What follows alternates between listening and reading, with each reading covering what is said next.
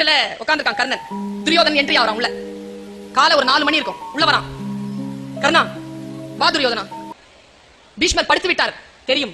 துரோணர் இறந்தார் தெரியும். கிருபாச்சாரியார் இல்லை தெரியும். அடுத்த தளபதி யார் என்று தெரியாமல் படை தள்ளாடுகிறது. கர்ணா நீதான் அடுத்த தளபதி. வா, நீ உன்னுடைய பட்டயங்களை போட்டுக்கொள். யார் ஒருவர் 10வது ஆளாக உன்னை திருப்பி பின்னால் நிறுத்தினார்களோ அவர்கள் எல்லாம் வெட்கப்படும்படியாக கௌரவ படையை முன்னால் நின்று நடத்து கர்ணா. வா என்று அழைக்கிறான் துரியோதனன். நான் இங்க நிறுத்துறேன். இந்த மாதிரி ஒரு வாய்ப்பு வந்தா நம்ம என்ன செய்வோம்? உடனே ஓகேன்னு சொல்லிட்டு போய் நிக்க மாட்டோம். உடனே அந்த பதவியை ஏத்துக்க மாட்டோம். கர்ணன் சொன்னான், இல்லை துரியோதனா, நான் வரமாட்டேன். ஏன் வரமாட்டேன்? என்ன பிரச்சனை உனக்கு? எனக்கு ஒரு வழக்கு இருக்கு. நீ முடிந்தால் அந்த நிபந்தனையை சரி செய்தால் நான் போராடுகிறேன். என்ன நிபந்தனை? அவன் சொன்ன நிபந்தனையை நீங்கள் மனதில் குறித்து வைத்துக் கொள்ளுங்கள். அவன் என்ன சொன்னான் தெரியுமா? அங்க போறான், ரீவைண்ட் பண்ணி போறான். என்றைக்கு நான் அரங்கேற்றத்திற்காக வந்த பொழுது நான் யார் என்று கூட தெரியாமல், என்னுடைய பிறப்பு என்னுடைய வாழ்க்கை நான் நொந்து போயிருப்பதை கூட அறியாமல் எவன் ஒருவன் தேரோட்டி பயல் என்று என்னை கேலி செய்தானோ, மனசுல எல்லாம் நினைச்சுக்கிட்டு இந்த வார்த்தையை மட்டும் துரியோதனன் கிட்ட சொன்னான்.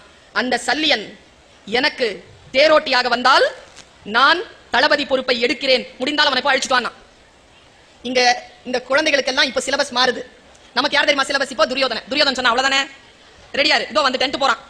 இப்ப நினைச்சு பாருங்க, துரியோதனன் போய் சல்லியனை கன்வின்ஸ் பண்ணணும். போனா போய் சல்லியனுடைய ரூமுக்கு போனான். சல்லியன் இருந்தான். வா துரியோதனா. மாமா போற ஆரம்பித்து விட்டது மாமா, தெரியும். தளபதி யார் என்று நான் தானே துரியோதனா, நான் பொறுப்பெடுத்துக் கொள்கிறேன் அப்படின்னா. நீ இல்ல மாமா, வேற கர்ணன். கர்ணனா? அந்த சூரபுத்திரனா? அந்த தேரோட்டி பயலா? அவனையா நீ வந்து தளபதி? அவன் ஏத்துக்க மாட்டேங்கிறான் மாமா. என்ன மாமா அவனுக்கு? 2 அடி பின்னால போய் சொன்னா, நீ தேரோட்டியா வந்தாதான் அவன் வந்து தளபதியா வருவானாமா. துரியோதனா மரியாதையா வெளில போயிரு, கொலை பண்ணிடுவான் உன்னை. என்ன நினைச்சிட்டு என்ன தேரோட்டின்னு கூப்பிடுற? அந்த பையலுக்கு நான் தேரோட்டியா? அவனே ஒரு தேரோட்டி பைய, அவனுக்கு நான் தேரோட்டியான்னு கெட்ட வார்த்தையில திட்டான். துரியோதனன் எப்படி கன்வின்ஸ் பண்ண பாருங்க.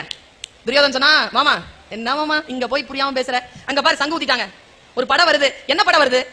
அர்ஜுனன் தான் வரான். அர்ஜுனனுக்கு யார் மாமா சரியான வீரன்? அர்ஜுனன் யாரை மாமா கொல்ல வேண்டும்? கர்ணனை தான் போடுவான் இன்னைக்கு. பாரு, கர்ணனை அவன் கொலை செய்வான் இன்றைக்கு. பார், சரி அதை விடு. கர்ணனுக்கு யார் மாமா அந்த அர்ஜுனனுக்கு யார் மாமா தேரோட்டி? கிருஷ்ணன். சரி, அர்ஜுனனுக்கு கர்ணனுக்கு சரியா போச்சு. இப்போ கிருஷ்ணன், நீ சொல்லு மாமா, கிருஷ்ணன் பெரியவனா அர்ஜுனன் பெரியவனா?